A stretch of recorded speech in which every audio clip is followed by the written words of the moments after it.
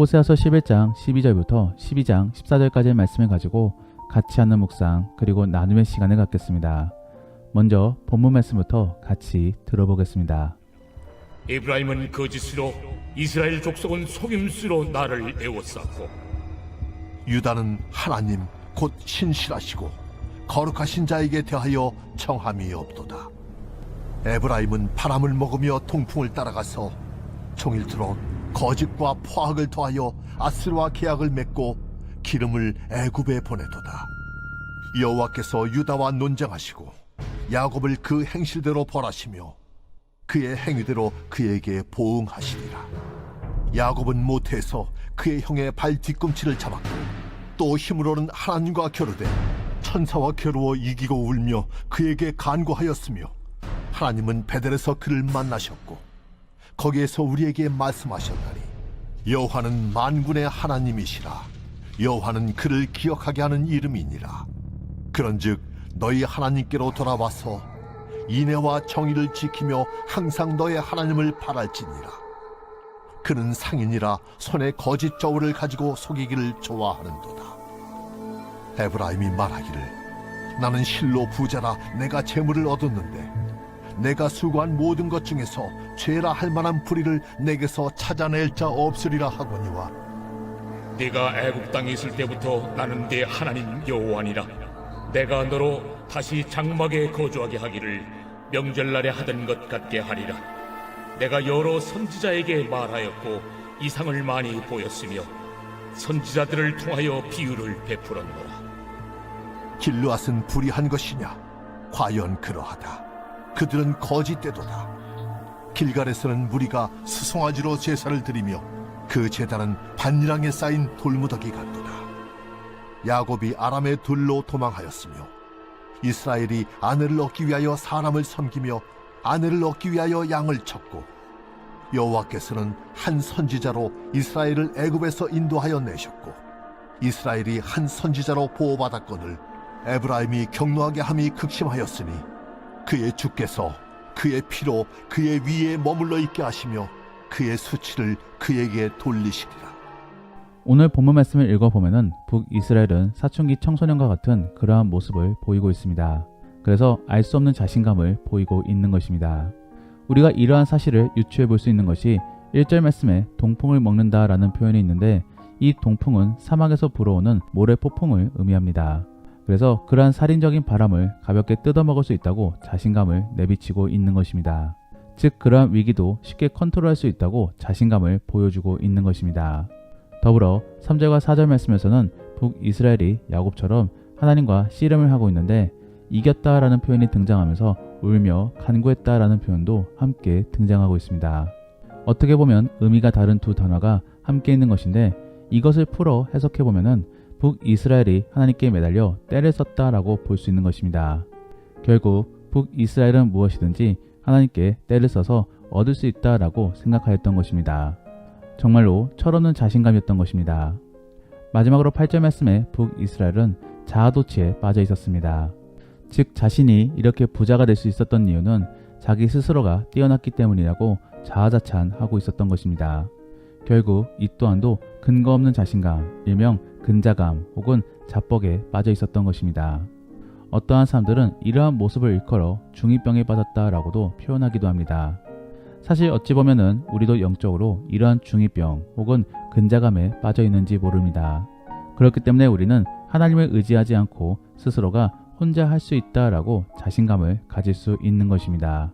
그러면 실제로 그러한 근자감이 중2병의 근원은 무엇인가? 바로 어리석음 속에 무모한 용기가 있을 때 그들은 그러한 태도를 보일 수 있는 것입니다. 그리고 실제로 북이스라엘도 그러한 마음 속에 하나님을 의지하지 않고 스스로가 무모한 길로 나아가려고 했던 것입니다. 저는 오늘 본문 말씀을 바라보면서 이러한 영적인 무모함에 대하여 한번 살펴보려고 합니다. 그래서 하나님을 의지하지 않는 경우 결국 어떻게 되었는지를 함께 살펴보기를 원합니다. 첫 번째로 이렇게 하나님을 의지하지 않았을 때 우리는 우리의 상태를 파악하기 어려워지게 됩니다.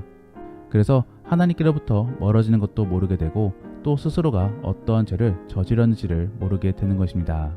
그러다가 결국 파국으로 빠지게 되는 것입니다.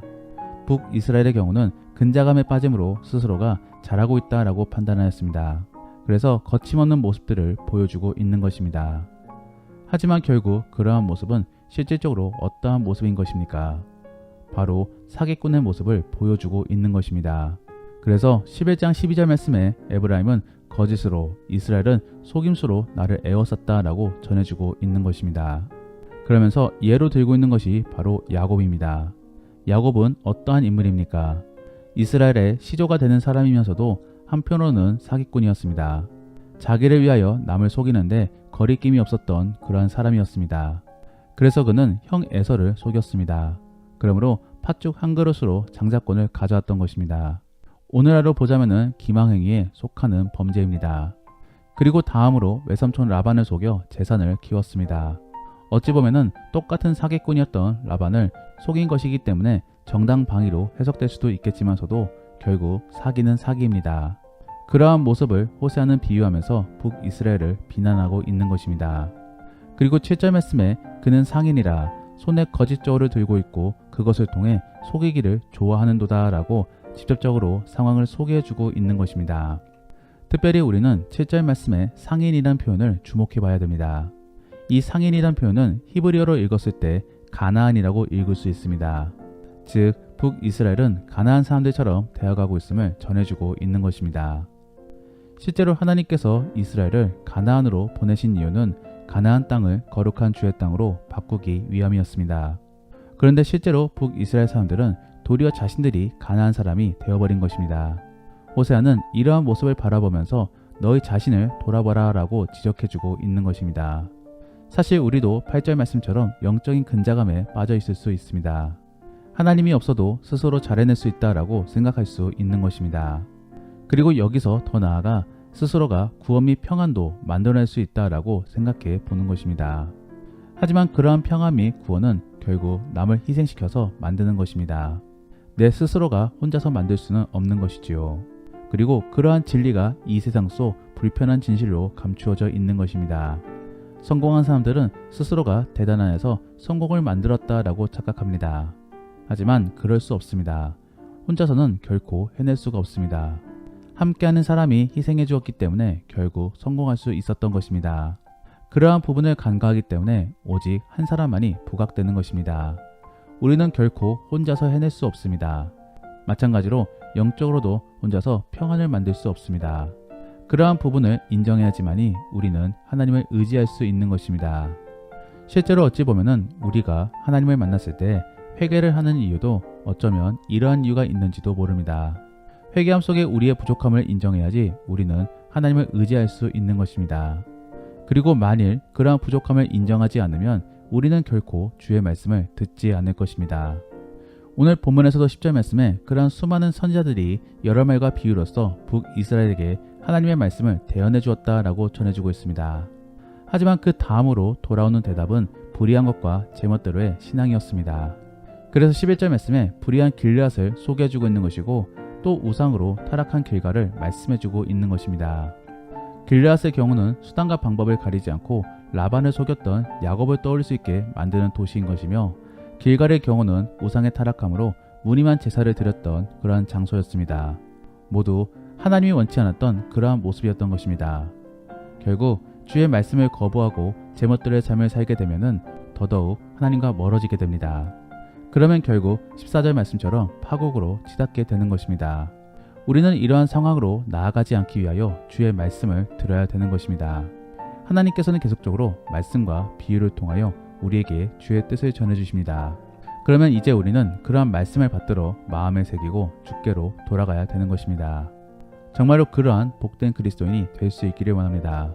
그래서 말씀을 가까이 하고 또 말씀 안에서 느껴지는 감동과 깨달음을 통하여 실천에 옮겨보고자 하는 그러한 거룩한 그리스도인이 될 수 있기를 원합니다. 마지막으로 북이스라엘이 이렇게 근자감에 빠져 제멋대로의 삶을 살았을 경우 결국 어떻게 되었는가를 살펴보면서 말씀을 정리해보고자 합니다.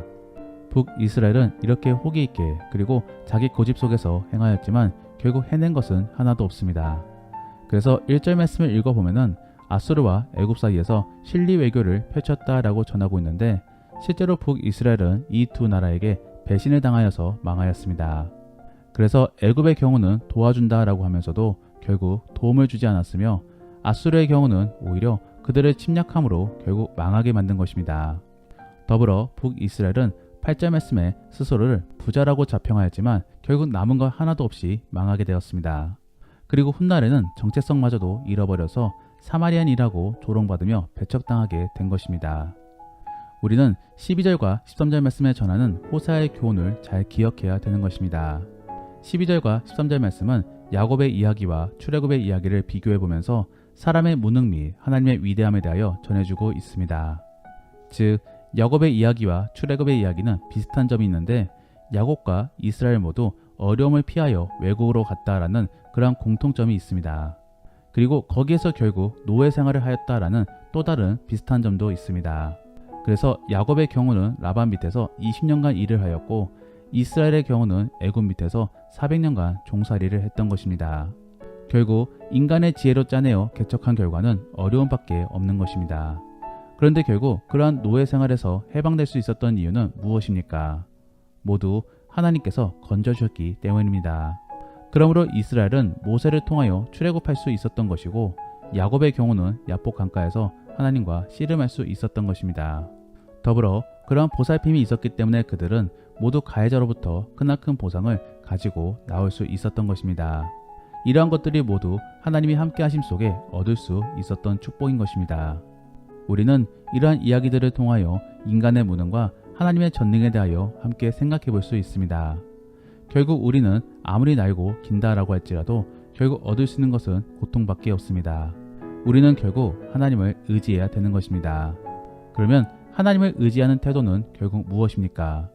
주의 말씀을 묵상하면서 기도함으로 주의 뜻을 고민해야 되는 것입니다. 그래서 주가 원하시는 것을 떠올림으로 그대로 순종해야 되는 것입니다. 그리고 그러한 순종 속에서 내 안에 최선을 다해야 되는 것입니다. 그러면서 결과는 주께로 맡겨야 되는 것이지요. 그리고 마지막으로 기대하며 감사할 준비를 가져야 되는 것입니다. 사랑하는 성도 여러분, 하나님을 배제하지 마시고 주가 원하시는 뜻을 깊이 고민함으로 주의 말씀에 순종할 수 있기를 원합니다. 그리고 주가 이루어 주실 것을 기대해 보시며 기다려 보시기를 바랍니다. 하나님은 반드시 이루어 주심을 통하여 자신의 살아있음을 증명해 보이십니다. 그렇기 때문에 사실 우리 기독교가 지금까지 존속될 수 있었던 것입니다. 하나님이 정말로 역사하심으로 많은 사람들이 그러한 주를 경험함으로 주를 믿을 수 있었던 것입니다. 여러분들도 정말로 그러한 주의 역사하심을 경험함으로 온전히 주를 믿기를 원합니다. 말씀을 정리합니다. 오늘은 근자감 및 교만 속에서 까불었던 북이스라엘이 결국 어떻게 되었는가를 살펴보았습니다. 그들은 스스로가 잘하고 있다라고 생각하였지만서도 결국 다른 사람에게 피해를 주었으며 또 하나님께로부터 멀어지는 결과를 낳고 말았습니다. 더불어 그들은 그러한 어리석은 태도 속에서 결국 패망의 결과로 나아가게 되었습니다. 결국 이들은 스스로가 해낸 것이 하나도 없습니다. 오히려 중간 과정 속에서 자아자찬만 했었던 것입니다. 우리 안에도 이러한 어리석음이 있을 수 있습니다. 하나님을 의지하지 않고 스스로가 잘 해낼 수 있다라는 그러한 착각을 가질 수 있는 것입니다. 그렇게 되면 결국 우리는 지금 어떠한 상태에 놓여 있는지 모르게 되고 또 최종적으로는 패망의 길로 나아가게 되는 것입니다. 그렇기 때문에 우리는 그러한 결과로 나아가지 않기 위하여 말씀을 가까이 하며 또 주의 뜻을 깨닫고자 노력해야 되는 것입니다. 정말로 그러한 노력 속에 주의 뜻을 깨닫고 순종할 수 있는 복된 그리스도인이 될 수 있기를 원합니다. 그러면 오늘 들은 설교를 생각해 보시며 다시 한 번 더 오늘 본문의 말씀을 들어보시겠습니다. 에브라임은 거짓으로 이스라엘 족속은 속임수로 나를 애워쌌고 유다는 하나님 곧 신실하시고 거룩하신 자에게 대하여 청함이 없도다. 에브라임은 바람을 먹으며 통풍을 따라가서 종일토록 거짓과 포악을 더하여 아스르와 계약을 맺고 기름을 애굽에 보내도다. 여호와께서 유다와 논쟁하시고 야곱을 그 행실대로 벌하시며 그의 행위대로 그에게 보응하시리라. 야곱은 모태에서 그의 형의 발 뒤꿈치를 잡았고 또 힘으로는 하나님과 겨루되 천사와 겨루어 이기고 울며 그에게 간구하였으며 하나님은 베델에서 그를 만나셨고 거기에서 우리에게 말씀하셨나니 여호와는 만군의 하나님이시라. 여호와는 그를 기억하게 하는 이름이니라. 그런즉 너희 하나님께로 돌아와서 인애와 정의를 지키며 항상 너의 하나님을 바랄지니라. 그는 상인이라 손에 거짓 저울을 가지고 속이기를 좋아하는도다. 에브라임이 말하기를 나는 실로 부자라 내가 재물을 얻었는데 내가 수고한 모든 것 중에서 죄라 할 만한 불의를 내게서 찾아낼 자 없으리라 하거니와 네가 애굽 땅에 있을 때부터 나는 네 하나님 여호와니라. 내가 너로 다시 장막에 거주하게 하기를 명절날에 하던 것 같게 하리라. 내가 여러 선지자에게 말하였고 이상을 많이 보였으며 선지자들을 통하여 비유를 베풀었노라. 길르앗은 불의한 것이냐? 과연 그러하다. 그들은 거짓되도다. 길갈에서는 무리가 수송아지로 제사를 드리며 그 제단은 반이랑에 쌓인 돌무더기 같도다. 야곱이 아람의 둘로 도망하였으며 이스라엘이 아내를 얻기 위하여 사람을 섬기며 아내를 얻기 위하여 양을 쳤고 여호와께서는 한 선지자로 이스라엘을 애굽에서 인도하여 내셨고 이스라엘이 한 선지자로 보호받았거늘 에브라임이 경노하게 함이 극심하였으니 그의 주께서 그의 피로 그의 위에 머물러 있게 하시며 그의 수치를 그에게 돌리시리라. 우리가 오늘 말씀을 통해 실천해보기 원하는 생활 숙제는 자신감을 조금 내려놓고 주변 사람들에게 도움을 청해보기를 원합니다. 그리고 그렇게 도와준 것에 대하여 감사하며 고마움을 표해보시기를 바랍니다. 더불어 오늘 들은 말씀을 가지고 믿음의 나눔이나 가정예배를 드릴 때 나누기 원하는 것은 때를 쓰는 기도에 대하여 한번 생각해 보시길 바랍니다. 때를 쓰는 어린아이를 생각해 보시면서 우리는 어떠한 기도를 해야 될지를 한번 나눠 보시기를 바랍니다. 우리가 오늘 말씀을 통해 함께 기도하기 원하는 것은 하나님, 우리가 교만해지지 않게 도와주옵소서. 그래서 겸손 속에서 주의 뜻을 구하는 지혜로운 그리스도인이 될 수 있게 도와주옵소서. 그리고 우리의 연약함을 잘 기억하기를 원합니다. 그러므로 항상 감사하게 도와주시고 또 주변 사람들에게 겸손으로 다가갈 수 있는 우리가 될 수 있게 도와달라고 함께 기도하겠습니다. 그러면 이제 오늘 본문 말씀을 가지고 치열하게 하루를 살아갈 수 있기를 바랍니다. 주 안에서 승리하시고 복된 하루가 될 수 있기를 예수님의 이름으로 축복합니다.